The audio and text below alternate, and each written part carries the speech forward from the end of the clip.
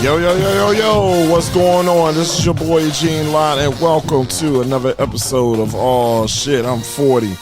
Hey, we are back with part 2 of Sports Dads, all right? I hope you guys are ready. I know you guys have been waiting on this part 2 for a little while, but it is coming to you right now. So sit back, relax, and enjoy part 2 of Sports Dads. Peace. To the coach's pocket. Yeah, insurance. It's hard. Equipment. In football, each kid is like $400 per kid. And we don't even charge. And we don't even that charge that should be that could be charged. You know what I'm saying? Right.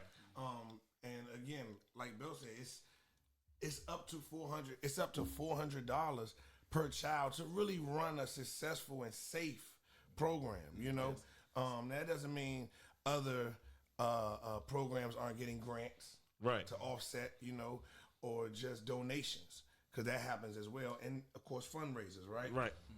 But the track and even AAU basketball, I know some of my friends, they have to pay about $1,200 in the beginning of the season just to register. And don't have multiple kids. Yeah. Ain't no multiple kid discount. Yeah, seriously. So like football in the area, we find a way to squeeze and make lemon juice out of lemons. You know what I mean? Right. Y'all talk those type numbers. Yeah. Those numbers y'all doing, that don't seem like shit. Listen, nothing. But you have no idea. Like, me and Coop will talk off record. I've given and helped Coop get equipment just on the strength of this is my man. Because this is what we have to do. Right. If I don't want to over or charge extra to the parents. Yeah, right. I have to reach out to other guys in other organizations. Right. Wow. So my son, who just did indoor nationals, which is track meet over 3 days in Virginia Beach. Me and my wife alone that weekend, if you include hotel stay, everything, I'm sure we spent about $1,200 in that weekend. So I will say this too, and shout out to Big T. Shout out to he not here. He was telling me about that last trip they did to Terrence cheerleading jump. Yeah. For a cheerleading jump, he was like, man, the routine only be like 5 minutes, but I'll probably have spent like $1,200 that weekend. You know, counting on hotel, gas, food. And then all the girls want to get something, what they get, those ribbons or something to go Well, on. ribbons and stuff. I mean, you got to buy them everything when you go. Right. You know, boys are a little bit easier. Yeah. But the young ladies, they want everything memorabilia when you go somewhere. So you spending buying those shirts, That's why I would say the like, pins that go on the slide, the Yeah. shoes and all that stuff. so that's why I would say, shout out to everyone who, volunteers, the coach and everything. You're not getting paid. This is not a salary for you. So, the parents, even though whatever frustrations you may have, whether they're valid or not, just remember that, these are adults that are taking time Right. Yes. from their families Facts. to help Facts. get your child better at their Right. craft. That's Which is why, Yeah. and I'm going back to my coaching days in PG4A, even when I was at Largo and Bladensburg. And we on the sidelines, and you got that one parent. Coach, what you call it? Oh, man. And I'm Oh, like, bro, man. I ain't seen you at practice all week. Oh, man. You know, that drunk uncle.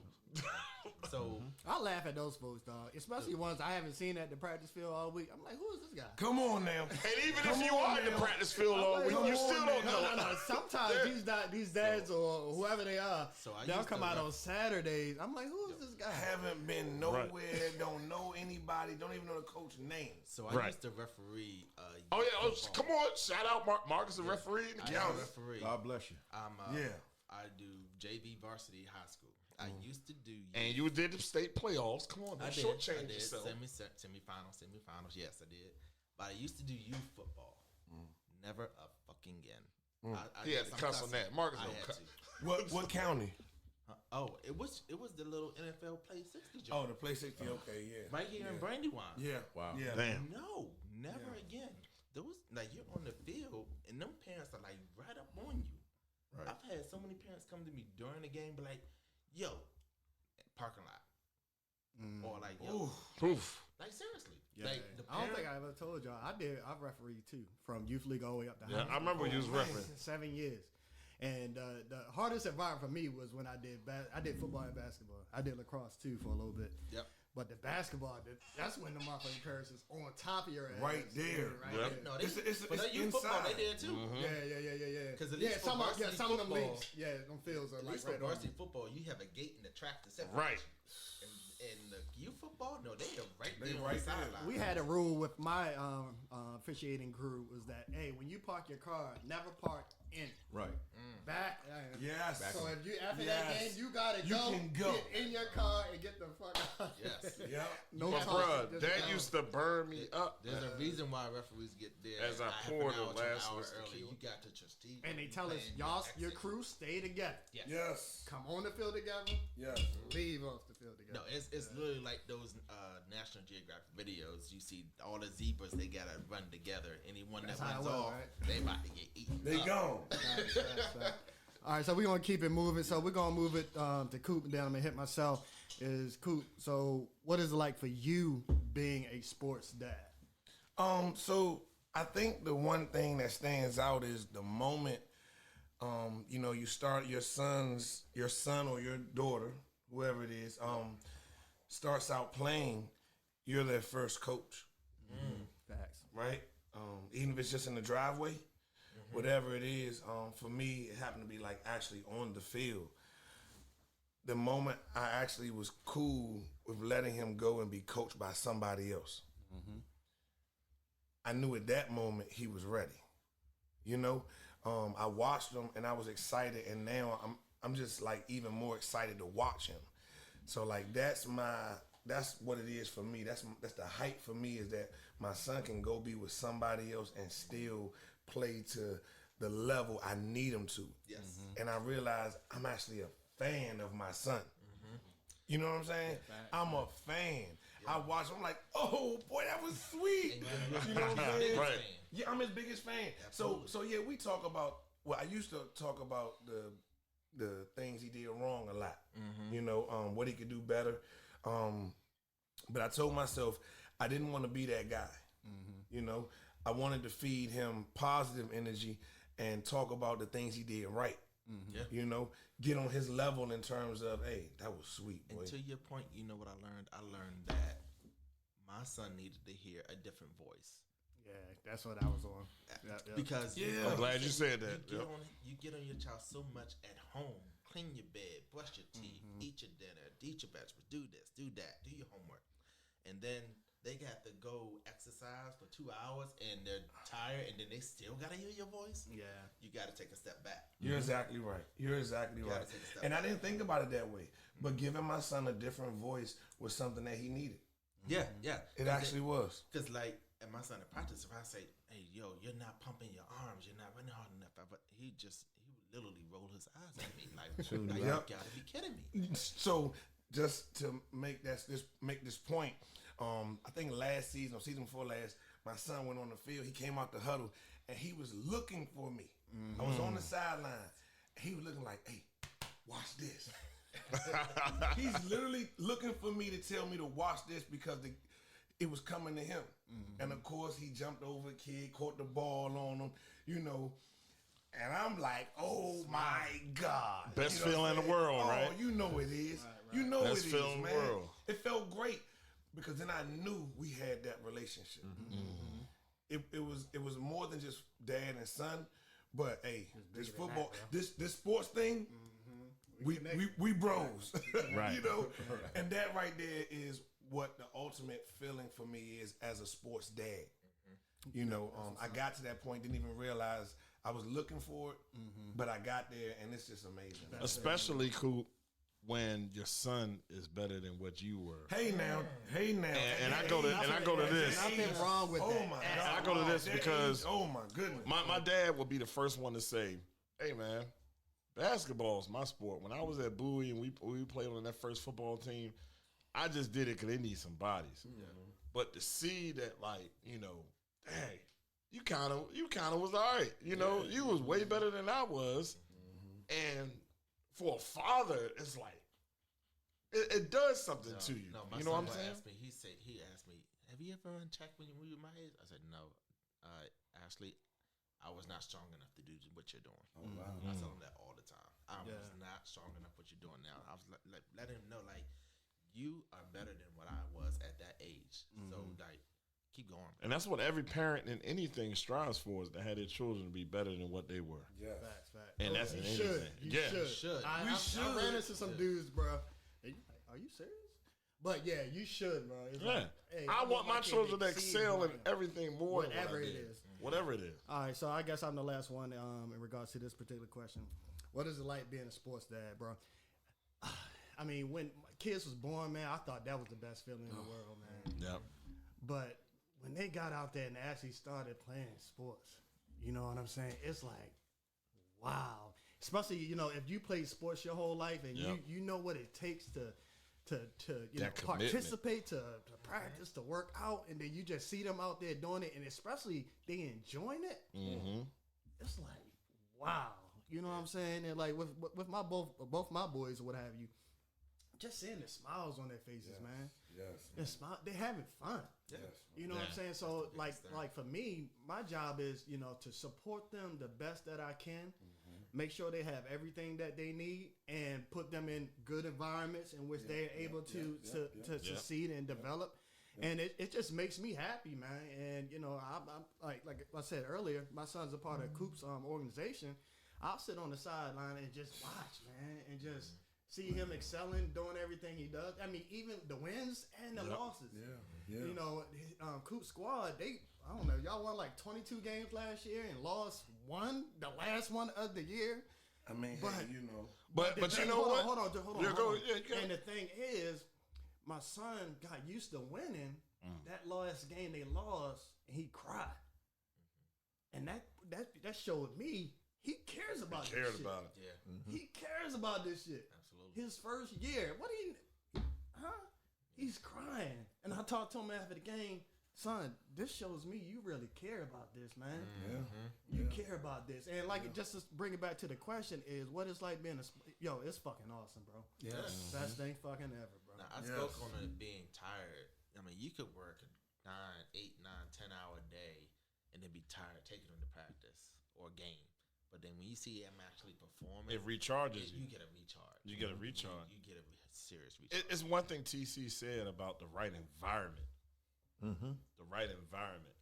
Because there's plenty of programs out here, but when you put your kid in the right environment, that you see that they're flourishing, and that it's also positive, and it's not just about football and wins and losses. Now, I done been out to Coop's practices a couple times, coming with T's. Been out to a game a couple of times, and their social media is off the hook. I'm just saying that. I don't know who runs the social media. All right. But just knowing the man Coop is, because I don't know him for so long, we didn't go back, you know, already knew what type of ship he was going to run. All right. Because he a child of Frazier. You know, but either way, I already knew just what type of ship Coop was going to run just because of the guy Coop is. And it's like, you see he I'm sorry, I gotta talk about you all the time, Coop. But it's like, you know, he put so much into it. He put so much life into it. You know, that it just ain't all about ball. Not at all. You know what I'm saying? Even the last show I met you at, when they were doing like the relay jump. You know what I mean? And it was just like, it was some dudes who lost, but guess what? They weren't all over there crying and stuff. They got some work out of it. Like they got some big time work out of it. You know what I'm saying? And all the coaches are positive. It was so much daggone positivity around there with all the coaches and just everybody. And even when the parents are positive, that's when you know you're around a program. It's a good thing. Yeah. You know? And I even saw the same thing when I came to Yajo, when I went to go see Bryce play at the field. It's good to come to youth football and you see positivity and you don't see parents like how we grew up, you know, because I remember for Kettering and Largo, we used to play, goddamn, God, what's the name of that squad? They were green and white. I can't remember. Clinton. Nope, not Clinton. It was a neighborhood, but I forgot the name. Don't worry about it. But either way, it wasn't positivity. 'Cause my father used to say, man, them boys are getting out of cars smoking cigarettes. They gonna kick your ass. You know, but either way, it was just so much positivity, man. Cool. And that's So- what every child needs. They need positivity, you know, not just from people wearing or your parents, and parents on the same team, but you know, even if you put a kid on a different team, like at the end of the day, these kids are the future, right? Yeah. We need them to have the most positive experience growing up. You know what I'm saying? So no matter what they're wearing, I cheer them on for sure. All right, cool. So the next thing we want to jump into is that our fathers or fathers figures. You know, how did they influence us as we were younger that helped you in your approach with your child or your children now? How about you, Brian? You've been quiet. Come on, man. Like I always attest, like my dad is like the blueprint for me.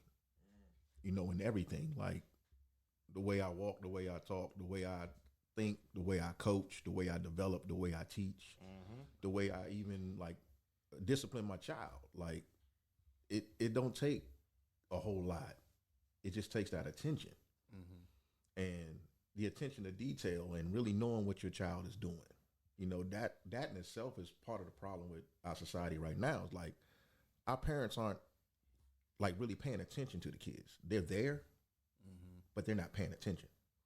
So what happens is all these outside sources are raising our kids where we should be the positive influences. We should be the ones that have our finger on the pulse of our kids. Something comes to that door, we should know. Something goes out of that door, we should know.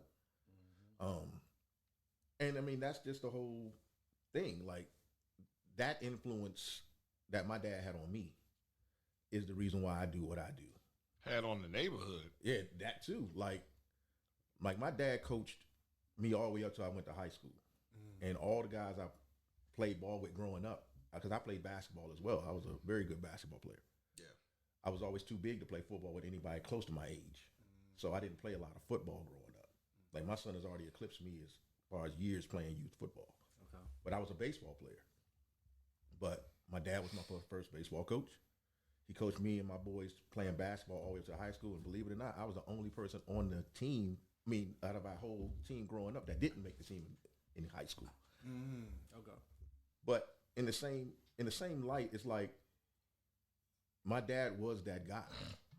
You know, he was the one that if he had to go get a kid to go to practice, he'd be picking up a kid to go to practice, dropping a kid off, waiting there until the parent came when they felt like coming. And, you know, I find myself being the same way. Like, I'm never going to leave a kid behind. And my whole thing is, I don't need the best kids. I just need kids that will listen. Kids that will trust what I'm telling them, because I'm going to gain that trust. And all I'm asking you to do is do your best. Sure. You know, development is my thing. I don't need a ready-made player because a kid is only going to get as good as he's going to get at some point. But if he's continued to develop, then you know that he's going to keep getting better as it goes along. Not just as a player, but as a person. As a person. I know Mike Tomlin said something, right? I should have had you record that clip to put it on here. He said something about he had a player or whatever up there at the Steelers, right? And the coaches was like, "Oh, this person is not this, he's not that." And Mike Tomlin was like, "You know what? If everybody was ready to go at that moment, we wouldn't need coaches." Yep. Oh, it's an excuse to not coach. Yeah. I saw that. I saw Yeah. that. It was on the pivot, I think. Yeah, I saw that. Yeah, it's like don't run away from coaching. Right. That's why we here. That's what he said. He Coaching. likes people who coach. And what's crazy, you say that because I know we're going to probably touch on that later. But like we have a lot of youth coaches out here now that they won't coach unless they got The talent. Talent. The super talent. They don't want to even be a part of the team. right. You know, straight up, man. Like they don't want to go, you know, roll their sleeves up and get it out the mud. Like they want ready-made. I can win now. But damn, they 6 years old, bro. Right. So What do they know at 6? It's so they can bypass the steps, the process.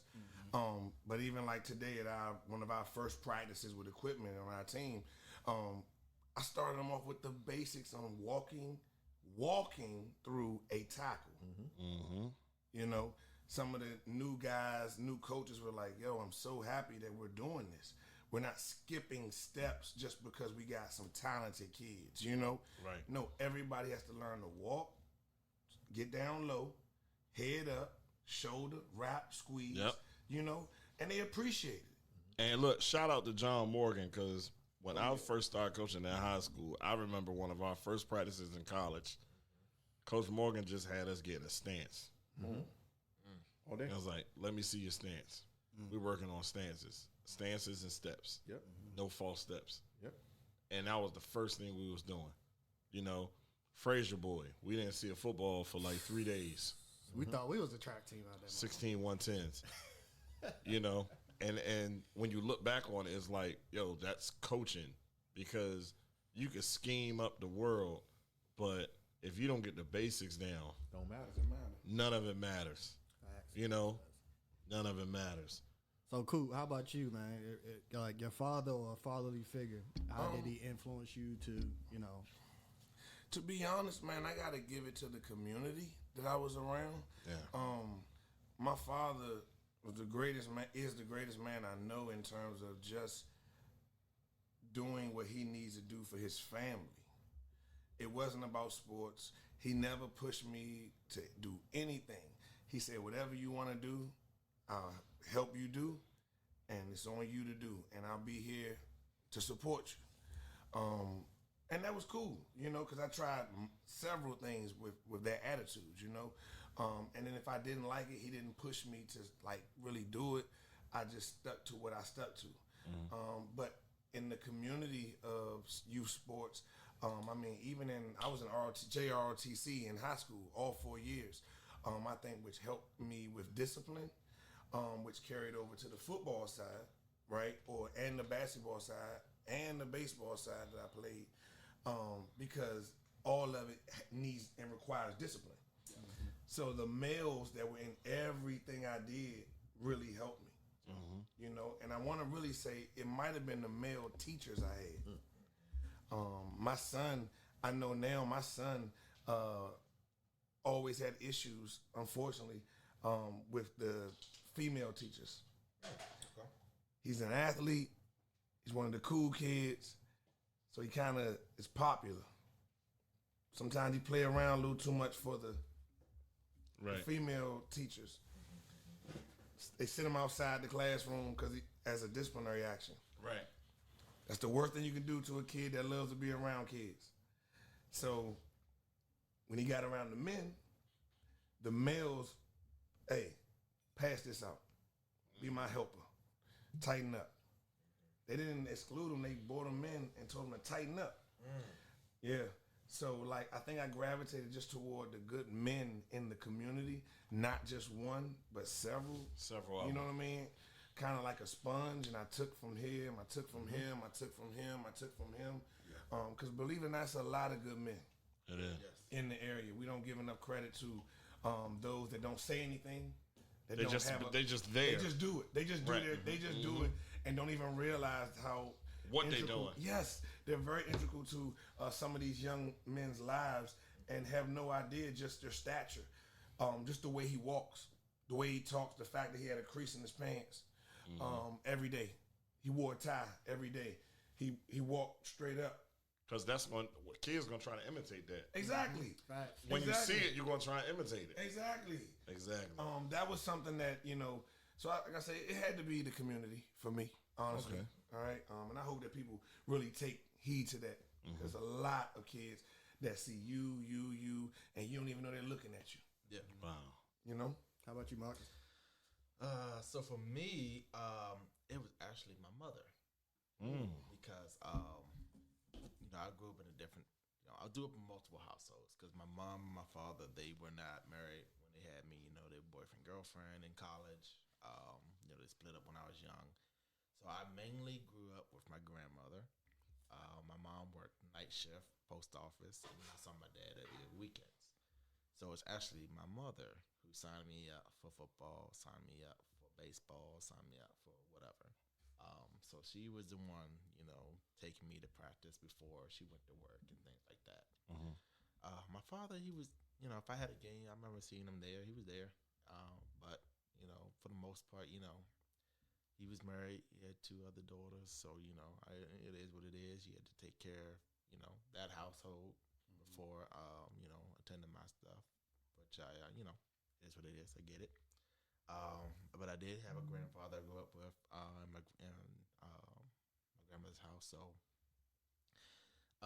yeah, I mean, he supported me as much as he can, but he also worked 2 jobs. So he bought was into basketball. He bought me a basketball court, but it was kind of like, shoot outside, but you're not doing it with me. So because of that, and the only reason I bring that up, did you have any outside male influences? Because the story that you're telling now, I feel like it's a lot of that same story that we see nowadays in youth football. No, it was just like I said, so my dad every other weekend, and then he watched sports, but he wasn't really the type to play sports. So we weren't outside playing catch or playing basketball. So do you think that fuels you as a father now? Oh, absolutely. I want to be the dad that never misses a practice, never misses a game. I missed 1 soccer game for Miles. Hurt you? Oh yeah, because I had to make a trip for work. Right. And I actually, Tiffany, my wife, she videoed me in doing my layover. His game was actually doing my layover. So I'm sitting there in the airport in the terminal, she's holding the phone up. I'm watching this game. But after he's like, Dad, you missed my practice. You missed my game. I was like, yo, seriously? Seriously? But yeah, I'm already hurt. So and I remember I flew to St. Louis. No. I flew to California for work. A few months later, I had to fly to St. Louis. They wanted me to fly Sunday during this track meet in the morning. I said, no, not happening. So I went to a track meet, which, as we all know, track meets can last all day. I took a red eye. Same thing. A few months later, San Diego. They wanted me to come back on a Friday, which would have been his track meet. I said, no, I'm taking a red eye on Thursday. So because of, how I grew up, which wasn't bad per se, you know what I'm saying? Like I said, I was in a situation I couldn't, it is what it Wasn't is. your situation, right? It is what it is. My father, he, took care of his household first, and then, came to me every other weekend. My grandfather squeezed me as much as he could. He did post office at night, real estate agent during the day. Yeah. But we did do some things together, but it was like, okay, so you put up a basketball court, like I said, but it was like, shoot outside for 30 minutes by yourself. He wasn't with you. Well, with you. With me. It's a difference, bro. It's a difference. It's definitely a difference. Now, with my son, we say we tried him in soccer. I bought soccer goals. I'm outside with him. For T-ball, I'm outside with him. For track, I'm like, hey, we're running them out together. I'm not making you run by yourself. So, that is a fuel that I have kept ever since they were born. To try to be there for them every single step of the way, not just sports, but everything. I respect that. Yep. That's why God blessed you with 2 boys. But one thing I got from his story, bro, I want to give a shout out to the moms out there. Definitely.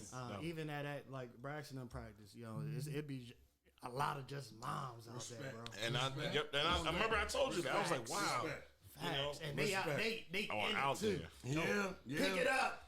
Run. This and that. I'm like, wow, some of the dads, they not and the dads stay away, and the moms are right there. And it's funny, and it's funny you even say that, because I even think about, going back to my cousin Tiffany, and, may he rest in peace, her son.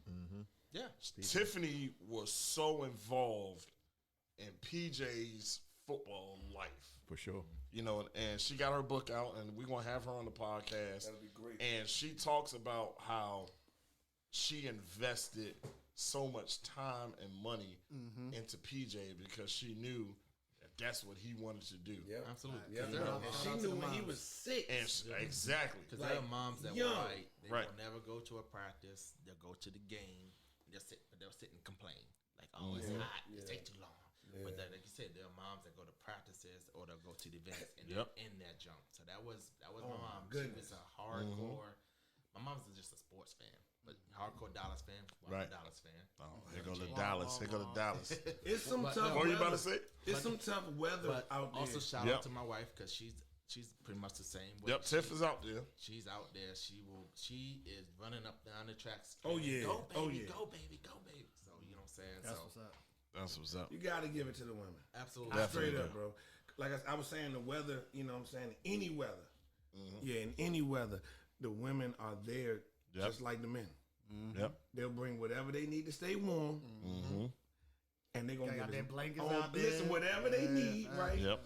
And they huddle up, and they have. It doesn't matter if they know you, like really close to you or not. It's like something about women. They know we're all here for the same reason, so you're cool with me.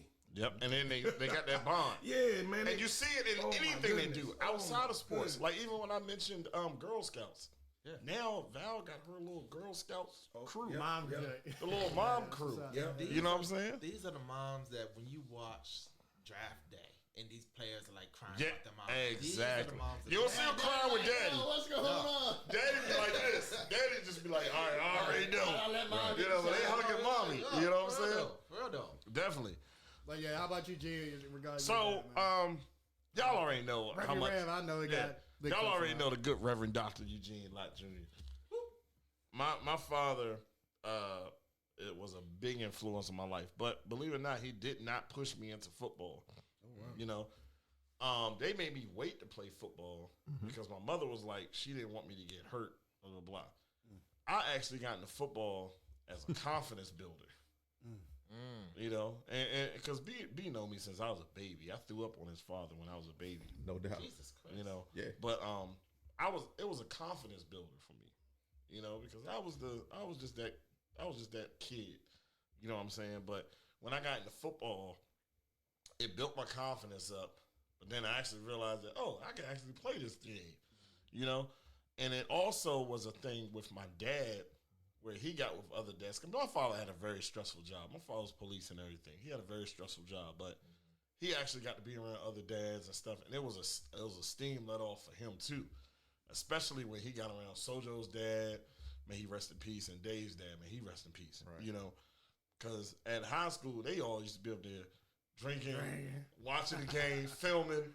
They get a film to the coach, film be everywhere. But that was their bonding time. And for me and my dad and my mom, especially when I got to college, to them it was it was part of their life because that's what they did post retirement was follow Bowie State everywhere. So when we all stopped playing, you know, they still went a couple of seasons, but it was just like once Wilson and all them left, it was just like, man, we don't know what to do for Saturdays and stuff. So I get my influence from my father, and I try to, and I am going to be like very hands-on with Sarah because that's what my father was with me. He was hands-on, but he let the coaches coach. Yeah, that's very. You know what I'm saying? He never interrupted anything. The coaches can call me every word in the book. And have. And my father would say, he's right. Toughen your ass up. You know? And the only time my father ever interjected was when a coach took his boot and kicked me in the butt Oh hell no, bro. because I couldn't get my three-point stance right when I was playing with Kettering and Largo. And that's the first time I seen my father go to another man and pull him to the side. It was like, yo, Don't you ever do that shit again? don't you ever do that shit? Well, I kill it, basically. As you should. And that was like thugged out mean Gene. Reverend Rev. You know? He, But he a changed man now. he changed, man. But nah, I man. jump into mine now. Go ahead. With my pops, super heavy influence on me. He grew up. He was real. He grew up out Anne Arundel County. That's where I'm from. He was like real big in sports. His name, like, you know, everybody know him in the county or what have you. So as I grew up, I started playing football at 4. Tackle football at 4. God damn. No flag, anything like that. 4 years old, bro. My mom got these pictures, like big ass shoulder pads, pants all the way down to my ankles. Helmet coming over your eyes. Yo, that shit looks weird, bro. But yeah, in regards to the influence, you know, like you guys were saying, he was out there with me, training me, you know, teaching me what he knew, so I can succeed in life. And this wasn't just football. This was football. This was basketball. This was baseball that I played as well. And, he also instilled the whole school thing because my dad, he's real big in sports. He got to Maryland Eastern Shore where he got a scholarship to play basketball. But he had me his senior year in high school. So he went to Eastern Shore. He couldn't finish up because my mom needed more support. So he ended up going into the military. But back to my point is that, even through Little League all the way up to high school, my dad was always there for me, Even if he wasn't coaching me, after practice, we having discussions. In high school, I remember after Friday night games, I would come in, I had my car, drive home. We'll sit at the kitchen table. He'll just talk to me about what he's seen, what he think that, I can improve on, and things that, just being that support system. Mm-hmm. Even when I was at Bowie, granted, I had a lot of guys that was in front of me or what have you, but like you guys were saying, he was there at every practice. Mm-hmm. I remember. He had a white conversion van, bro, and I would see it when he pulled up behind the old gym. I would knew that was him. He's there watching me. I was having games. Some games I played in, some games I didn't. But he was traveling just like your pops was, going down to North Carolina. We had Cheney, we had Free State. We was all over the place. It was burning up 95. Boy. Right. But he enjoyed every second. They loved it. And, you guys know, I ended my college career early because it was just something that, I chose to do to focus on other things. And he was like, yo, you got to do what you got to do. But they loved those damn Bowie State games, man. It was nothing like it. And those support that he gave me, this is what I'm doing for Braxton. This is what I'm doing for Tease. It's just, I'm pouring into them. And it's just lovely when I see that their eyes light up doing whatever that they want to do. Tease, you guys know my oldest, he's autistic, so he's not doing as competitive stuff, say like Braxton is doing, but he has things that he does that just makes him happy. Right. With Braxton, he has things that he does just makes him happy. Braxton, Daddy, come on, we want to go train. I'm like, Brax, I'm chilling. He's like, nah, we ready to go to the gym, this and that. I was like, he's pulling me like, let's go. Braxton out in the backyard with the helmet on. But Listen. I have to say. I'm sorry to interrupt. I have to say this, bro. Just the other day, we going over drills, and Braxton in there, and he gets a pancake like no other. I'm talking about drive on 5 to 7, 10 yards, and boom. I'm talking about plant him down in the ground. For me, it's a proud moment, because I had him when he first started, in my opinion, and he came a long way. But I pop up and I turn around and I look at Tease, he like shaking his head like, yeah. And for me, the affirmation that I get from my friend, my longtime friend, it tells me I'm on the right path. Yes, sir. Right, sir. Because he knows his son at home. Right? He's raising not only a football player, but a student, an athlete, his son. Right. So he knows when he's having a bad day. He knows what it takes to charge him up. Right? For me, I just get him for 2 hours, and then I got to send him back. Yeah. But in that 2 hours, I got to find a way to charge him up. You know what I'm saying? But parents like Tease and the others that get it, they work on that ahead of time. So how do you handle kids of multiple different types, like personalities? Oh my God! Oh man! We try to set the standard. Like what one of my friends used to say, like on this team, there's some kids that are just dogs. Yes. You do just got some dogs. You just got some dogs. Like, well, we just set the standard. But then there's some that you gotta. Yeah, they need a little bit more loving. The standard, the standard doesn't change. I got Master Coop real quick. I haven't seen you flash that much. I mean, when you know what I'm saying. When you said I was coming here, I had to make sure, I went in because I keep it with me. I keep it on me. You do keep it on you. I keep it on me. I had to match you. I had to go Voltron. So I know we don't have the cameras on today, but they're showing there at Bowie State 2002 Hall of Famer. I got one at the house too. T's got his at the house too. And yeah, man, we just shot on a little bit. But please continue. No, but I was just speaking on Tease, being able to be there and like watch his son's growth.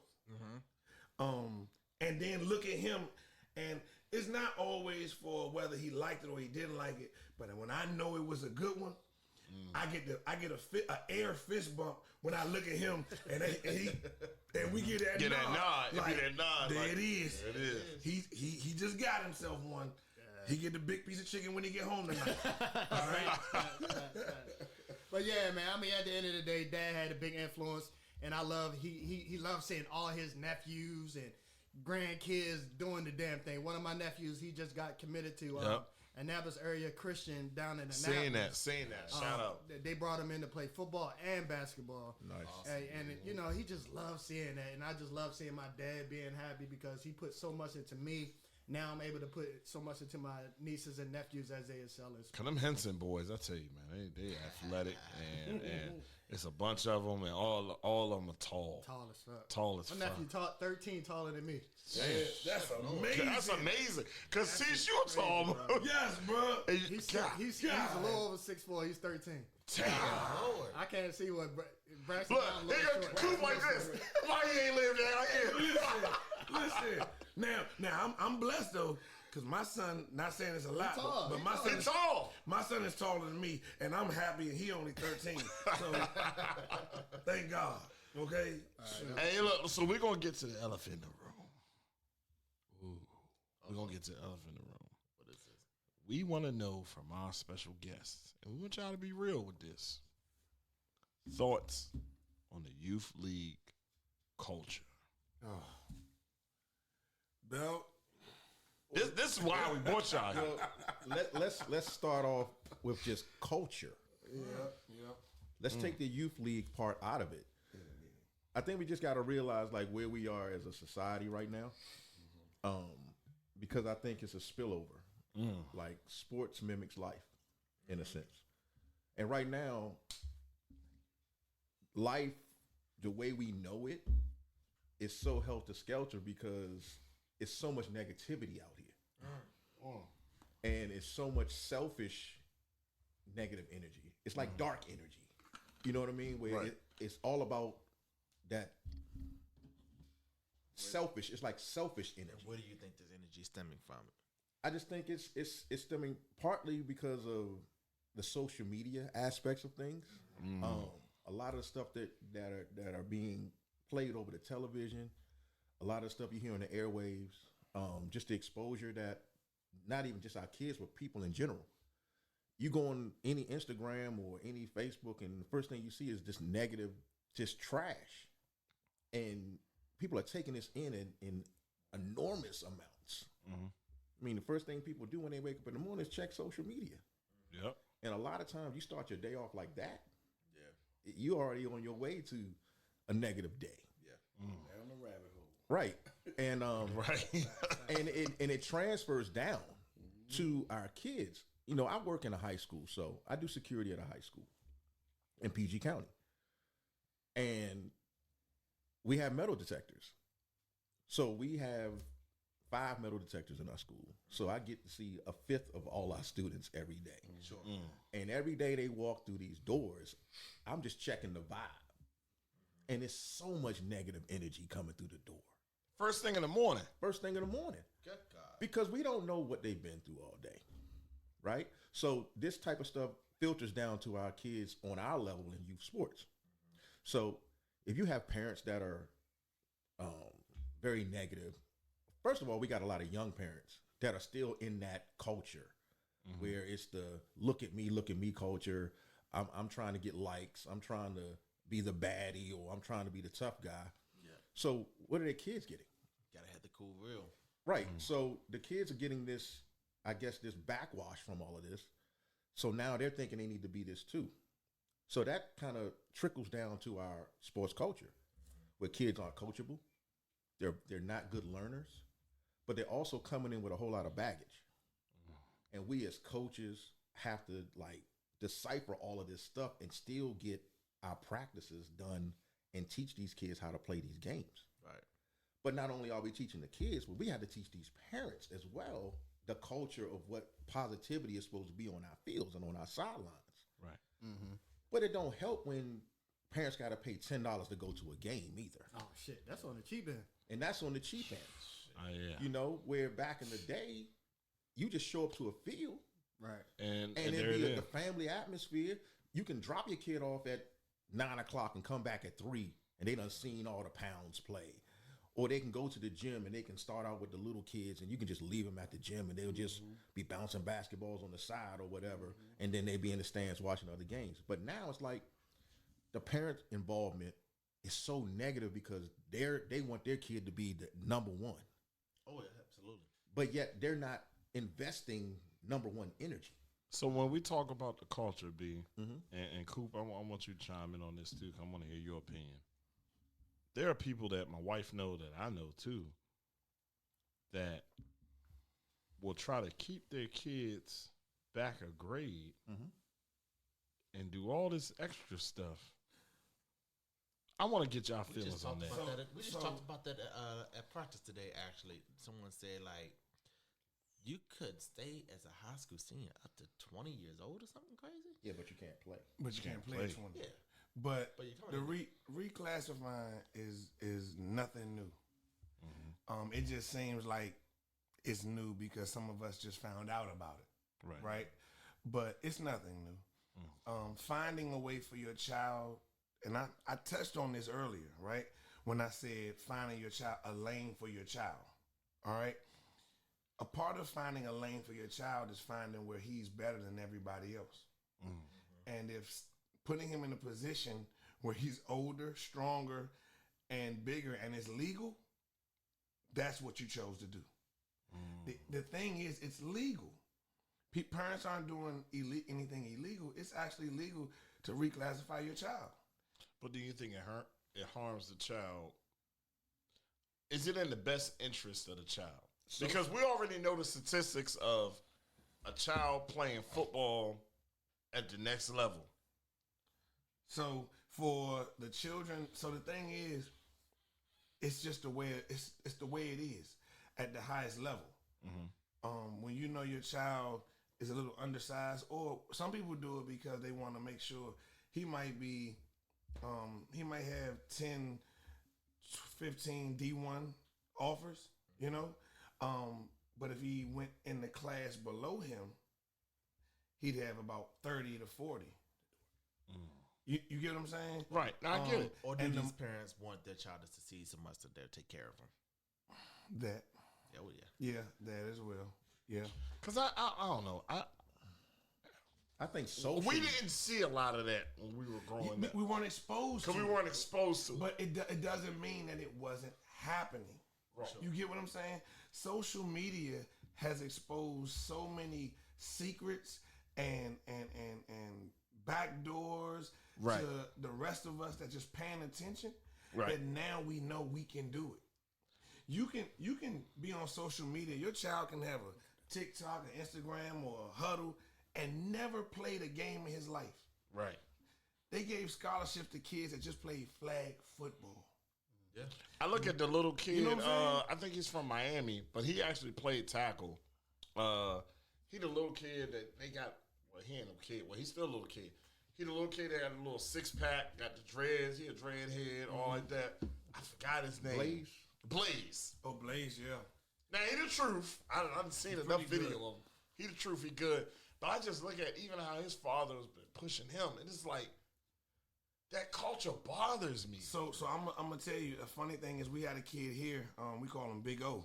Him and Blaze were both on the same track team from this area. And if I'm not mistaken, the story went out that Big O beat Blaze, and Blaze's father took him off the team Yeah. I heard about stuff like that. because it hurts the branding. You get it? And you know what they're Because doing. Blaze's lane That's is his lane. His father understands nobody needs to mess up that lane. And you know what I can't allow it. they're ranking kids as young Crazy. as 7 years You old. get it? That's Putting crazy. them on Just social being media. honest, bro. No, but the ranking thing. They're The ranking, rank. That's they're ranking kids as crazy. young as 7 years How old. can you rank a kid that's still peeing in the bed? You know what I'm saying? So honestly, it's for fun, and hear me out. It's two sides to it. One side is, of course, it's a fundraiser. Let's be honest. Somebody is getting paid from it, so it's a fundraiser. Okay, let's put it out there. It is what it is. But what it does do for some children, because I took my son to some of them myself, and I saw how excited he was when he saw his ranking between him and his boys. Oh man, I'm ranked number 19. I'm ranked number 13. Remember we went in there, we was in the combine. It gave them some type of energy to shoot for something. Yeah, I looked at it like, man, It really don't mean Right. shit. it don't mean shit. But these kids are like top 10. But my son was excited about sports, about competing with kids Because he from was Philly, ranked. Baltimore, New York, wherever this ranking was from. It gave him something, and it was healthy. It wasn't a negative, he wasn't doing anything negative behind it. But cool, when These we was kids- coming up, go ahead, But Marcus. these kids that are ranked at the top of the list, do you feel like now they have like a target on their back? Well, a target, I wouldn't say target necessarily, but I think it gives them a false read. yes. If anything, the top, yes. If anything, the ones at the top, they get a false because they're not competing with the other guys that just as good as them. Right. 'Cause they're not in the combine or whatever it is, Right. So yeah, I definitely agree with that. And it's just what it is. I mean, I look at it like this. Remember when we was coming up, we had Yeah. a junior combine. Yeah. That was the time when you got 4A dudes together, 2A dudes, whatever. We all was at University of Maryland. But let me stop you all the real quick, Gene. positions tested against each other. Let me stop you real quick. You said the magic word, junior. Yes. You're talking about high school. We're talking about 6 and 7 year olds. Which in my mind, Yeah. in my mind, that shit doesn't matter at 6 and 7. Hold on, let me 6 and chime in 7, on this. you These should parents be that learning. don't But know. it let's- does to Not a to these degree. parents. Let me chime on this because I just registered Braxton for the 302 joint combine out in Delaware. That's good. Now the reason why I don't care if he ranked number 1 or what have you, it's just competing. Thank you. And as you become older, no matter how 9, 10, 11, you still have to compete. Now, I'm not expecting him to be the best out there, but I expect him to get out there, be uncomfortable in the situation, and compete.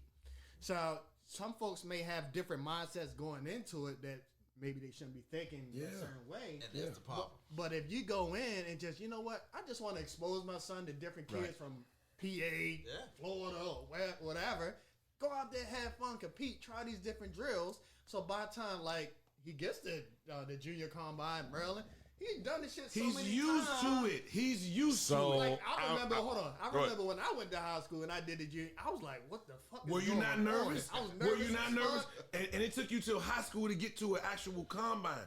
We're putting our children in situations where they're uncomfortable and not dangerous, right? Right. So remember when I say not dangerous, but a little uncomfortable, and all they have to do is look, because daddy's right there, right? If I really feel like I don't want to do this, all I got to do is raise my hand, and I'm gone. But they're uncomfortable just enough to say, hey, shake it off. Let's get this done. So I'm glad for the first time, maybe the second time on this podcast, I could be the contrarian. Okay. All right. Spell it. SAT word?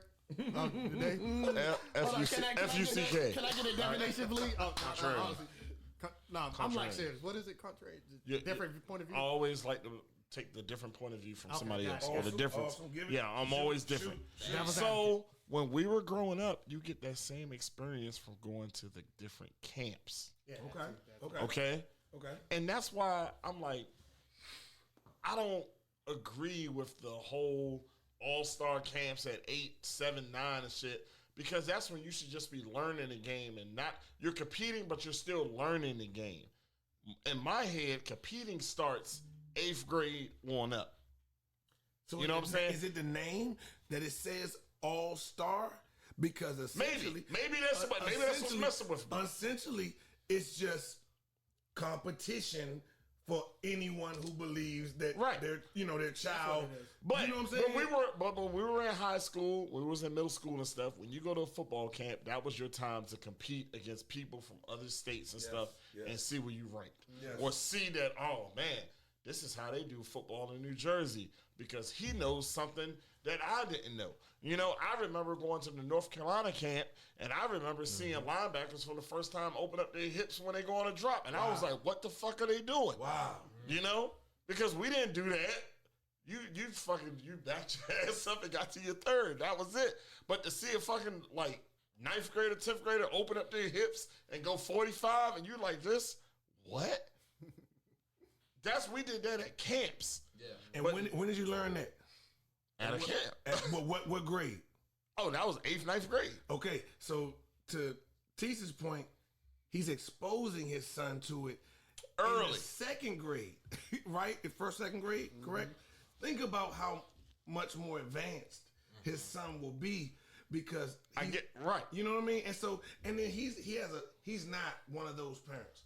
So he knows what he's going in there for. So, this is a great I forgot the word I wanted to use. Segue. Thank you, B. Okay. All right, we've been drinking tequila. All right. What about, and we talked about this earlier, and these tournaments. Oh, yeah. Having 2 to 3 games on a weekend. Equipment, tackle, youth football. In my mind, period, football is not to be played back to back like that. Oh, wow. This ain't basketball, especially at that age. I want to hear y'all opinion on it. We got 2 of the top presidents in the DMV. I don't want to get y'all in trouble, but I want to hear your opinion. We out here. Look, Coop scratches his beard. He's like, I don't know. And I have a question to that after they. Hey, Gene, I got to turn the camera on for this one. Yeah, turn the camera on. Turn it on. I have a question after they talk about that. We got to cover their faces for this one. We got the hot seat on right here. We got the hot seat. It's nothing hot about it. Okay. For me. People that know me will tell you straight up that I'm not a big fan of contact this early in the year.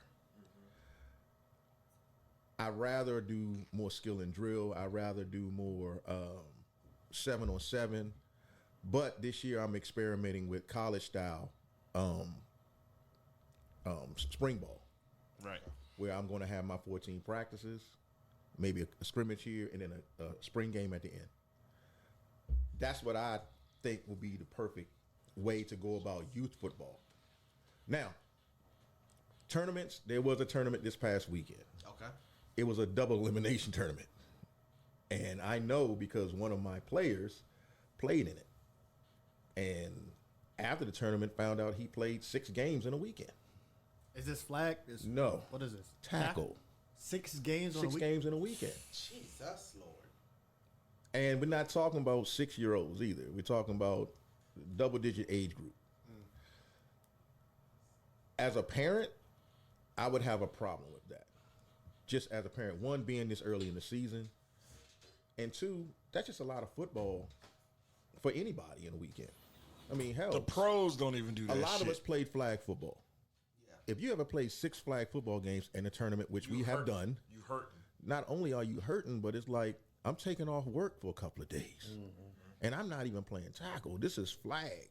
And this could be 9-man, 8-man. We've all been there. So I have a question for you. As now my sons out of them have not played football, but I thought about introducing them to flag football. What I have heard, or I've been told multiple times, is flag football gives you a false sense of football. It depends. It depends on what style you're playing. Like if you're playing like a 5-man non-contact style, then I won't say it's just a different game.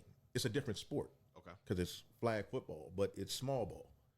Now, when you get into like the 8-man or 9-man leagues that they have that are full contact flag football that they have for some of the youth leagues in the area, that gives you a better kind of interpretation of what the tackle game is going to be. It's just that you're not going to the ground. You're grabbing flags, but you're teaching them how to approach a tackle, just that their aiming point are the flags instead of going through somebody's body. So the technique without the wear and tear. Correct. Gotcha. Yep. So going back to the elephant in the room. Oh, hell. I mean, you already said it. You said your piece. Yeah. I need to hear from President Coop. What's up? Rephrase the question or ask the question to me again exactly the way you really want me to answer it. These tournaments, football being played 3 or 4 games in a weekend. like AAU basketball? Do you think it's good for the kids? Or who is it good for, or why are we even doing it? So here it is, right? Every now and then, I'm still a super competitive person. Okay, You've always been competitive. and yes, and though I care, I carry a certain number of kids on my team, Right. right? And I try to make it so nobody is playing too much. Okay. Okay. Friday, Saturday, Sunday, one game on Friday, maybe one game on Saturday, and then you play until you lose on Sunday, which is normally about 2 games, maybe 3 for the championship. Right? So educate me on these games. What's the quarter lengths like? So that's the Are other they thing. doing like how they used to do the jamboree back in the day? It's some may be 12-minute running clocks, right? Okay. Right. Some may be 12-minute running clocks, and it only stops in 4 minutes. I think sometimes in the second and fourth quarters, sometimes, and that's when you go out of bounds, Right. on a pass. But for the most part, some teams are so dominant, man. Once you get up, they just running the clock. So, and I know we went through a number of those games last year where, man, we got up on teams so fast, they were running the clock in the second quarter, and I had to find a way to get kids in the game because before I knew it, the game was over. Right? Like, honestly. And that NPR. Yeah, the NPR is something else. So it's like, if in the perfect world, every kid had to play 5 games, the whole 12 minutes per quarter, like no timeouts, no nothing, yes, it would be too much for a child. But normally, games are fast. They cut them short because you're getting blown out in tournaments now. Okay, we're talking about. And you really don't play tough until Sunday. You might have one good game on Friday night or Saturday night, depending. But Sunday is when you're really going to play that game where your son's got to dig down deep. Yeah. And let me chime in with Coop, because obviously Brax was on his team, is that some of these tournaments that they played in, they would play these early games earlier in the weekend or what have you, and they would be beating these teams so bad. Like, they have the game, then Brax play like a quarter because they up so quick, so he's not even playing the whole game. Okay. So then the next game, he may play more, but that first game, he's not even playing that much. I'm like, Coop, what's going on? He's like, bro. Because that's what I'm saying. So I get where you're coming from, right?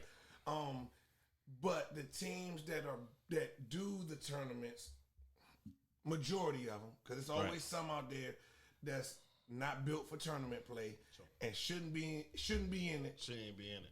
But they'll take their money. Yep. Right? They'll take their money. And those are the ones you're talking about. But that's not the majority. So I guess what I'm trying to figure out is, when did the shift happen? When social media came. Because we didn't grow up doing that. It got exposed. And that's what I'm saying. When did the shift happen? And I'm all analytical. Does it produce good football players? Because, I mean, what we went through growing up, it produced a lot of good football players. Yes, sir. What is the outcome of this, doing this? It produces what does good it produce? Financial stability for the people that are throwing the tournaments. That is true. That is true.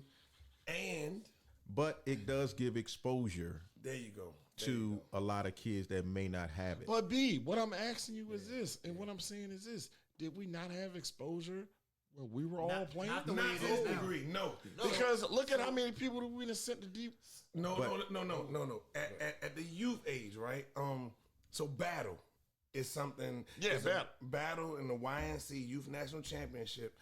They are brands that everybody wants to be a part of at the youth level. Okay. Kids' Instagram pages are like resumes. Yes.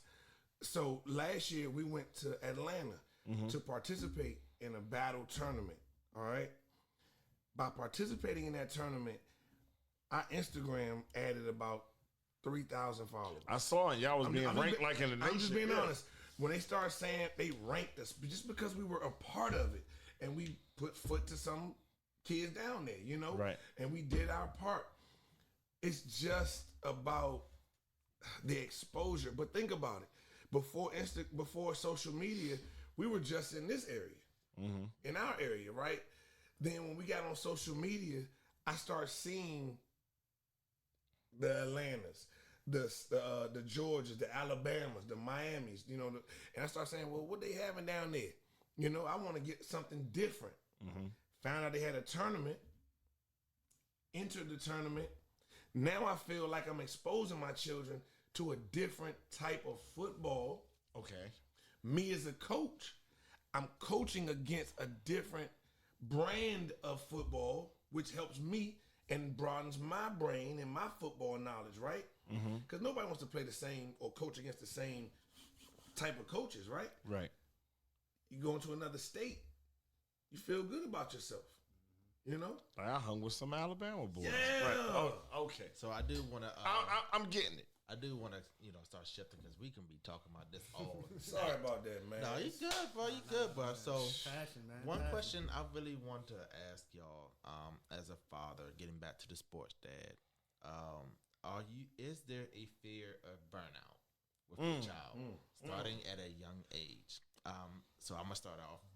Like I said, my son runs track right now. My oldest. We have indoor season, outdoor season. Indoor season, technically, you prepare for that starting in early November. But this year, they started in August. Indoor season goes from, like I said, November to March. You usually get a small break. Then you're in outdoor season from March to August if you make it that far. So what me and my wife have learned, and this is his third year in track, we've learned that this is unsustainable. We have got to remember that he has to be a kid. Still a kid. Still a kid. He's a fresh 9 years old, just turned 9. We don't want him to think that 9 months out of the year, I'm just training and running. Like, where's the vacations? Where's the... Who thought of that first? Who thought of what? That he starts to be a kid. Was it collective thought, or like was it one day y'all was in the bed and was like, "Look, no, man." Yeah, it was a collective thought. It really was a collective thought because last year there was a couple of birthday parties he wanted to go to, and we was just like, "You got a track meet,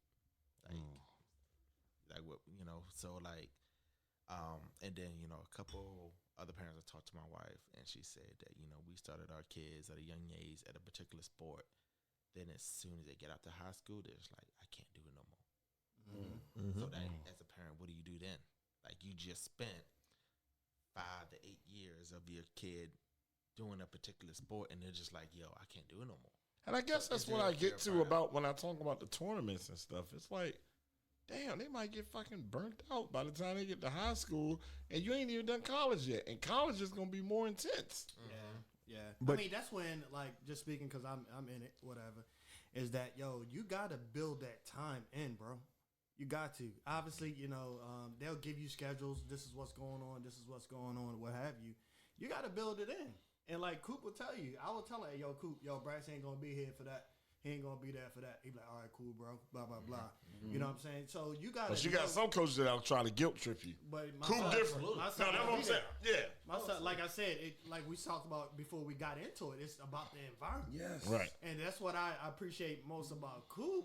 And before I brought Braxton to him, I just seen what he had going on, talked to different people that was around him. And I know Coop from, back in the day and shit like that. But it's just like, that's when before you take someone to an organization, do your fucking homework, bro. Exactly. Yes. Do your damn homework, Yes. And it's sad that sometimes parents, I just want to win. I want to go to this team with a bunch of all-stars from the different area. And it's way bigger than that. Like we said earlier, it's 6, 7-year-olds, 8-year-olds. Come on, bro. Listen, we about developing the kids, maybe expose them to different shit. At the same time, you want them to be a kid and have fun. Everybody's about it until they're in it. Like I said, you got to remain focused. You got to know what are you trying to get out of it. You know what I'm saying? It's like you said. You can get real caught up in the wins and Absolutely all the traveling and all that shit. But you got to bring it back. Like, all right, cool. Damn, his classmate having a birthday party this weekend. Yeah. He so needs like to be there. With track, it's like outdoor track meets start into April. they're literally every single freaking weekend, with the exceptions of Mother's Day, almost all the way up until July. So at the end of summer, you're like, yo, I just did 8 track meets and I forgot to send these kids on a vacation. Wow. So let me ask y'all this. For track, like they can't. Sorry, for track, like they can't go in the pool. So they're like my son last year was like, Dad, like we gone to. I ain't swimmed all summer. He's like, I can go to all these hotels. I'm like, yo, can I get in the pool? Like, Nope. can't. No, So That your body. sucks. Yeah. let me ask y'all this, and this question is not on our program manager TC approved script, but all of us at this table are married, Yeah, right? that was my next. What does it do to relationships and getting that time? Because look, all of us here, with the exception of TC, who's a rookie, Bro, that's a whole rookie nother marriage. night. That's a whole nother night. That's a whole other night. You gotta build in that time. I'm gonna keep it short and sweet.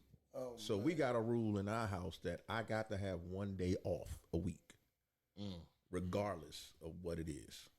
Okay. Like right now, I'm coaching football and Bryce has lacrosse. Yeah, I had to make my football schedule, so I had at least 1 day off a week. Yeah. And that's the rule in my house. Yeah. yeah. Now, Coop, we got wifey over there. She gonna get on the camera? Miss Coop, go. She gonna get on the Miss Coop, mic. go ahead, step up. You can But say she's hello. sleep. She's sleep. She want to step up, say hello. Call it time out. She's just here for moral support. Because I'm gonna tell you this. And look, and let me just real quick cut you off. Go ahead. Sorry. In the organization that we have, she runs the cheer side. That's why I said you got to involve. So, you know, it took time to get her to do what, you know, to do that. But also, it wasn't just me trying to get her to do it. Of course, your rib wants to be beside you. Exactly. You know, And you found a way. and she found a way, respectfully, you know what I'm saying, to say, hey, I'm good at this. Let me help out with this. Let me help out with that. Found another person to help out and create a beautiful cheerleading department that we have. Right. And it's exceptional to all the little girls that we have in that department. And she loves it, you know, and my daughter assists. So not only does she get what do you call it? The hours, Right. The service hours for school. Because you got to get the service hours in. And she gets those because she's there every day helping. She takes on a leadership role. So in life, that'll just help her. Yep. Teachers. You know? So, of course, the family is involved. So I don't just add the wife, but I try to get it to be a family thing, right? Yeah. So that way it's not only on my wife to feel like I got to help him, but this is what we do. And then we go eat dinner. You know? And I got to shout out the wife because, what was it? Probably about like a year or so ago, I found out she was, you're related to Kevin. Yes. My guy. Yes. I won't say former business partner because he's still my business partner. He's still my little bro. And I said, look, in PG County, the degrees of separation is so short. You cannot fake who you are. Or who you because know. everybody knows Will find everybody. out. Yes. And will find out. You know. And then shout out to Kev, man. Shout out to Big Kev, Ayana, all them. That family. They down there. You think we live in the woods. Oh, I know. They live in the woods. Oh, I know, bro. I know, bro. Kev live in the woods, and he got all of our brewing equipment right there in that shipping container in his yard. Yeah. But I always say the wives and marriage because no matter what we do as husbands, it takes time away, you know. And I'm 21 years in the game. I can say it. 21 years. I met Val 2003. Crazy, bro.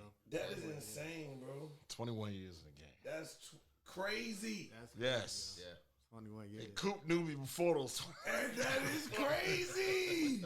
21 Oh years. my Time God. flies. 21 years in the game, 16 years Gee, married. that's crazy. And I remember when I first started coaching football, we didn't have Dylan at the time, and I was just about to get married and stuff. And I remember the time it took away. And I remember when we had Dylan, I stepped away for a little bit. Then I got back into it. But then we had Sarai, and I had to back off because it's like it takes so much time. Yeah, bro. And the most Yeah, important bro. thing is to have you got to have them involved. You got to have them on board. You know what I'm saying? Absolutely. You know, the older you get, the more established you are. Well, let's say we would hope. Right. Right. So with a great rib Gotta have beside a rib. you, her becoming established, you becoming established, it does make it easy. Even with Belt saying, "Oh, I got to have one day." Gotta build that day. I haven't gotten to that point yet, but he just threw something out there. Well, So, they gonna have that talk. But that just goes back So I to just we- might have to have that talk. Yeah, That that, talk. that goes back into what we said earlier about those moms that are in it. Like Yep. you got to know who you're marrying. Yeah. Right? Are you marrying the type of woman that is going to be there with you at practice? If she loves you, she gonna support you. Well, not just that, but actually support what the child is doing. Mm-hmm. Like, Yeah. or is she the type that's just like, hey yo, like, I'm not about this. Like, Right, like on my end, my end is a little bit different, right? Because the wonderful lady that I'm married to, she's not the mother of my kids. Shout out Jackie. So it's totally different for her. Like she's taking, like I told y'all, my oldest, he runs track. Braxton got his football. Like on Sundays, Braxton got all-star practice and Matisse got track practice. And I done seen her take them to practice. So Jackie's taking my oldest to track practice. I'm taking Braxton to football practice. These are not her kids, bro. that's They're her amazing. kids. Shout out to Jackie. And you know what I'm saying? And I think, Brian, we was talking about this earlier, and like how big communication is, man. Absolutely. Yeah. Communication is huge, you know what I'm saying? First of all, giving appreciation for what they do, Yep. and the time that we're missing out being together, setting that time aside, that day a week or whatever it is, like, all right, babe, I know we grinding right here, but look, tomorrow we're going out to dinner, we're going to have some drinks, we're going to get out with some friends and play cards or whatever the I'm case still may waiting on be. spades. I've been telling y'all to come over and play some spades. Shit. But at the end of the day, bro, is communication. Yep. And like you said, you know, granted, when y'all got together, you probably told them what some of your passions were, football, track, or whatever the case may have been. And hopefully it just kind of gravitated to So you know, what up? where it's Yeah. at now. So what I've been talking to my wife is like, you know, like my son's practice, my son's track practice is like, I mean, it could be 4 days a week, and I'm sitting there. I keep telling her like, you know, we haven't gotten Tyler into anything yet. The other child. The other Yeah, child, that's a good So, segment, like, yeah. You know, like I remember when Miles was doing soccer, and we became close friends with another family, and they had 3 kids. Each kid was specializing in a different sport, and they all were playing on Saturday. Damn. So their Saturdays are split. You know, all throughout the morning, going from this field to this court to this field with all 3 different kids. So I was just telling her, like, you know, like, and we both have goals. We both talked about it. Like, we want active kids.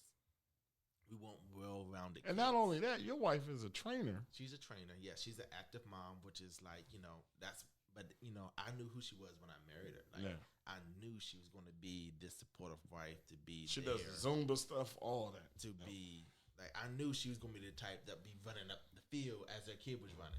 You know what I mean? So, like, that's what I was saying. You know, you got to know who you're marrying, right? Like, the type of woman you're marrying. All right, so we're gonna hit the next question. Let's do it. Because shout out to the wives. You know, we always got to talk. And about them. real quick, without before we move on, I just want to say not just the wives, but like all the team moms or team admins that we have. Like I can. Can I get a round of honestly- applause for them, Gene? Can you go ahead and give them that? the button. Hold on, I'm gonna find the Oh my God, they are so important and so needed. So let me tell y'all, like my squad, we've had no less than 6 team moms / admins On a team? on my staff, Wow. and they all do something different. Some take care of the NPR, some take care of the sideline stuff. I got one For the watch- folks that don't know, can you break down the NPR is mandatory play rule, which your kids have to play a mandatory 8 plays, or 6 plays, depending on how many people you have on your team. But you have to have somebody that's actually logging this in or watching the other team's sheet as the game's going on. So that's what the NPR is. So I have one on the other side and one on my sideline. Then I have 2 admins that walk the sideline that do, you know, bumps and bruises and scratches. Then another one does the water. And so they are a big part of not only on practice days, because they take care of all the little nagging injuries or whatever we have, or any other emergencies. They're right there. So shout out to, all the team moms or admins and all the organizations, man, the youth sports, man, because they're big. They're big. And my wife is like, she's super admin, and all the rest of my admins that I have on, in my staff is crazy, and I can't do it without them. Okay, that's bad, man. Yep. I know they big on that team, the cheat code. They got the group me's and all that stuff. You know, shout out to them. So we're gonna go to the next question, the last question of the night. Goals for our kids as it relates to sports. All right, and I want to hit Tease on this one first. In regards to my kids or what have you, I got two different situations. Right, my oldest, he's autistic, and he plays sports. My biggest thing with that is for him, I just want him to have that social aspect and learning the discipline of working out, just doing something that's hard and just overcoming it. Even you may not be first, I don't care, but you overcoming like something that's difficult, and that help builds you up. Right. Braxton, the same thing, but I'm kind of looking at it a little different on his end. Is that I want to prepare him in regards to one. I think I was just telling my wife the other day in regards to sports, because Braxton did something. She was like, "Let's just take away football from him." Damn. And I was like, no, for real. She said that, right? So I told her, I was like, listen, I want you to understand something. I know you never played, like she never played sports or anything like that. And I told her, I was like, listen, sports brings so much to a child. Discipline, being able to be coached up. It's not just fun. It's not just fun. Oh my Sports God. Sports is life. She said, I love you, babe, but I'm just being honest and transparent to their listeners. Is that you said that, you know what, this playing sports is rewarding him. And I said, look, come to one of the practice so you can see how these coaches are putting foot to their butts. You know what I'm saying? It's not always just fun. You know what I'm saying? It helps build discipline. It helps bring teamwork. It helps bring, overcoming obstacles. You're losing, learning how to, handle adversity. There's so much stuff with that. Life. But back to the original question is like with Braxton, I want him to continue to build up every year.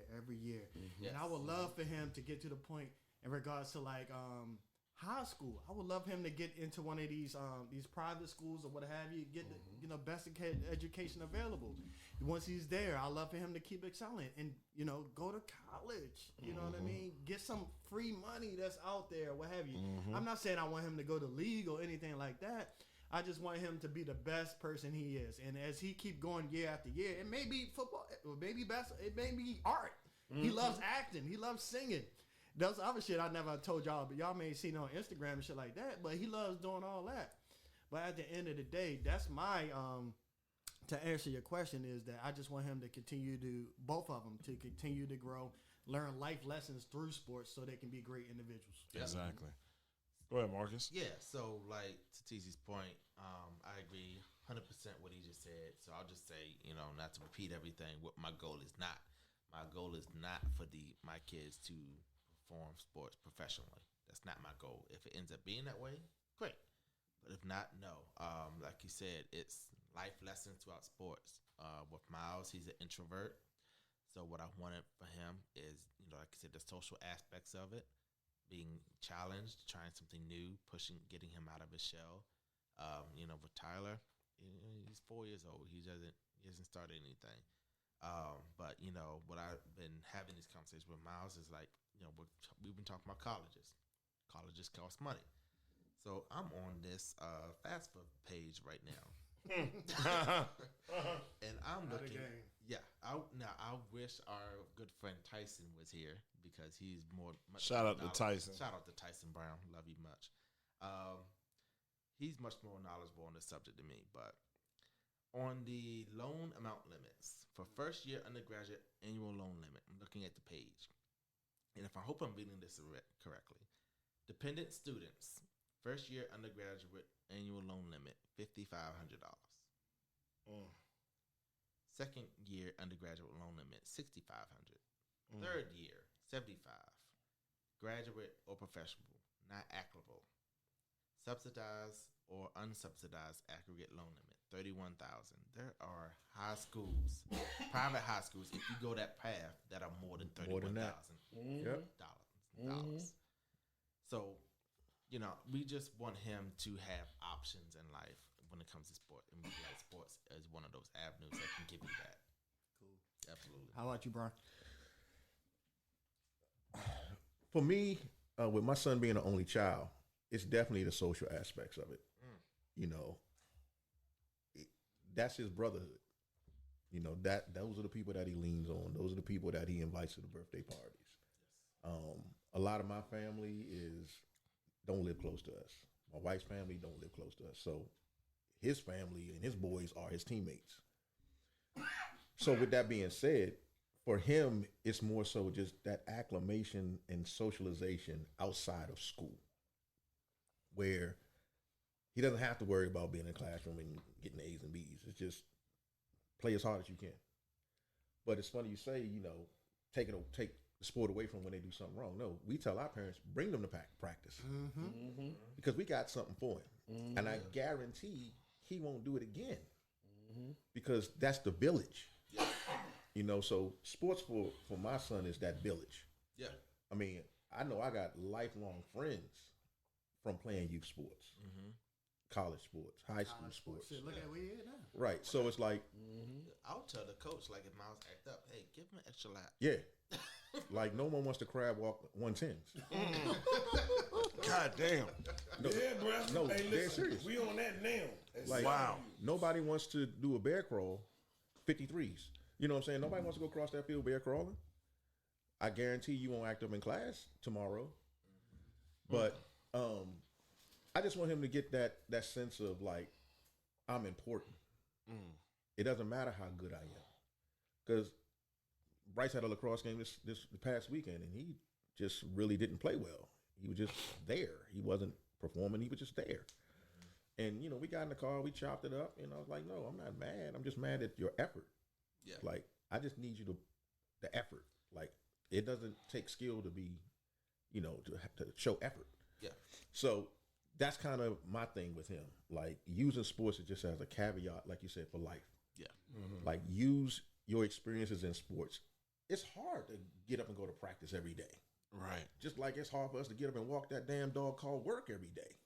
But that's what sports teaches. But that's what sports teaches you. It teaches you to be comfortable being uncomfortable. And shout out to the coaches that that care about the kids beyond that 2 hour practice. I've done house calls when parents have said they messed up in school. Yeah. I'll go to your house. Yo, what's going on? And that's what I'm talking about. You know what I mean? If you can go to a trainer, you can go to a tutor. You daggone right. Facts. You daggone right. I heard somebody said that on Facebook. Niggas, excuse me, folks paying. I know I've been cursing all the time. Why I say that? But anyway, folks will pay for a trainer, but won't pay for a tutor. That's retarded. And that's ass backwards. That is ass Backwards. backwards. Yes. That's Michael Jackson moonwalk right At the there. end of the day, like, me and my wife, we had this agreement. I'd rather our child get an academic scholarship than an athletic scholarship. Facts. Any day. Any day. Let my child be academic All-American, walk on and shit. Hey, long as that shit paid for. Long as that shit paid for this time. No lie. No lie. Get the academic part, and then you show them how athletic you are. Oh my God. Don't lie. They're gonna give Because at the end of the day, you can be like, hey, coach, I don't need this. Because NIL is changing the game. So Yes, it is. That's a whole nother topic. Yes, it is. But go ahead, Coop. Go ahead, Coop. You got that. Yeah, so for me, I think my goal for my son at this point, even my daughter, because she's in cheer, so I don't want to act like, cheer is not the same as football. Yeah. It's hard work. Oh, she practices more than he does. Okay. So for both of them, I really think that I want them to succeed in whatever their dream is. And this is my father coming out of me. Because like I said before, my father didn't really care what I did. He just exposed me to everything. Just do something. Yeah. And said, hey, whatever, like he threw everything on the wall and whatever stuck, let's just rock with it. And if they love it, I love it. But we push the academic part and then the entrepreneurship part as well. That right there. Yeah, because, like I say, with going to Bowie, just going to college, I make more money now than a lot of my friends. Just by attending, just by even going, just by Right. going to college. So I want them to be a part of that class, if that makes sense, right? No. So yeah, for me, it's just be the best you can be, experience what you need to experience, and we'll get something from it. Because there's no way you don't get something from sports. Exactly. There's no way.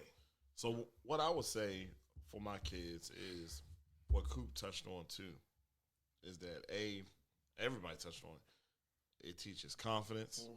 It prepares you for life because everything you do in sports, no matter what you do in sports, football, whatever, it prepares you for life. Yes, sir. Because you got to be disciplined. Yes, there are sir. certain things you have to do. There are certain things you have to overcome. You got to overcome the BS of somebody yelling at you, blah, blah, blah, and still perform at a high level. And all of that transfers to life. Everything I learned in football transfers to life right now. But most importantly, it is a gateway to friendships.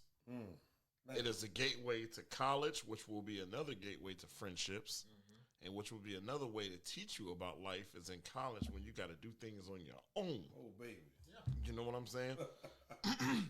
And sports, to me, is just so important because you cannot get these experiences from anything else.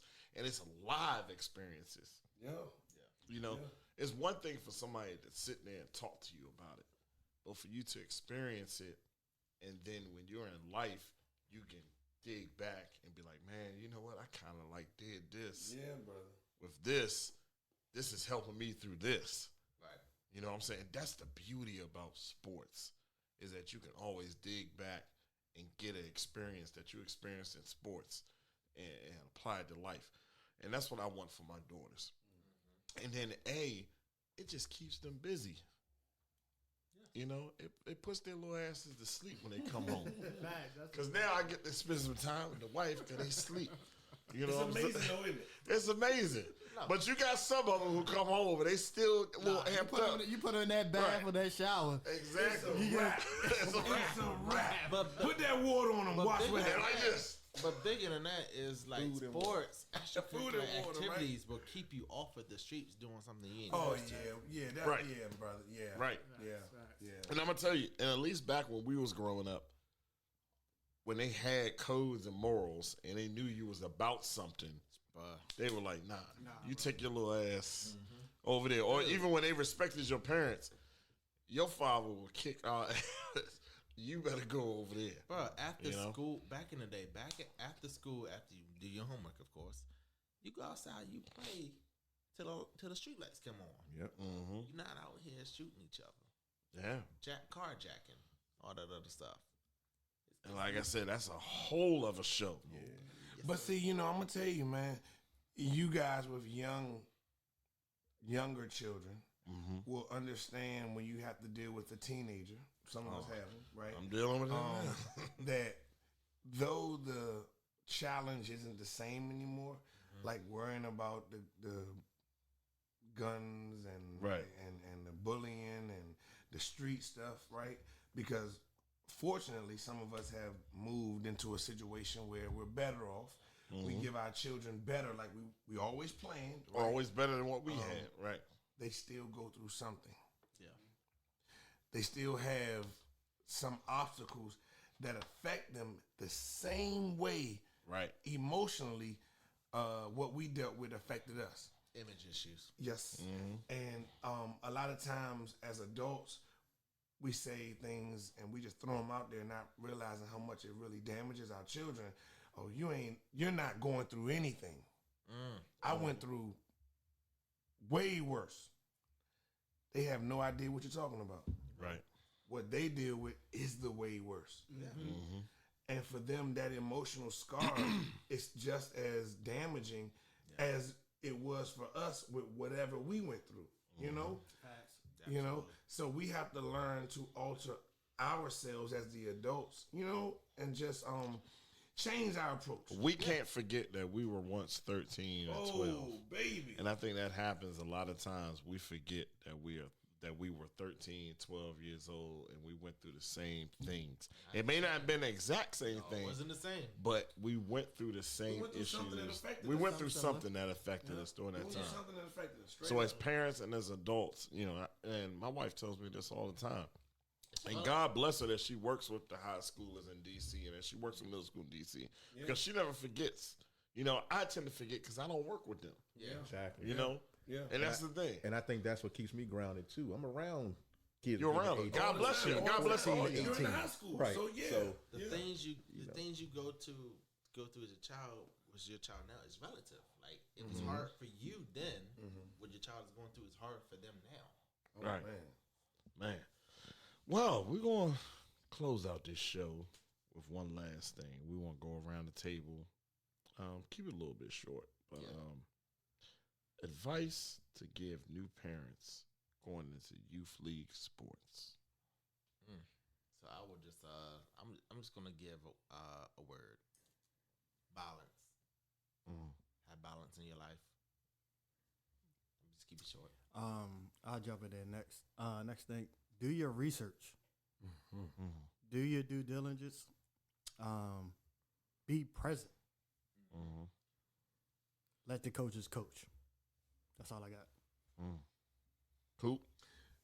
Be a part of the community. Ooh. Don't just send your kid and expect something to take place. Be a part of it. Make sure you make what you want happen because you do it in every other facet of your life. You know? Busy? be realistic.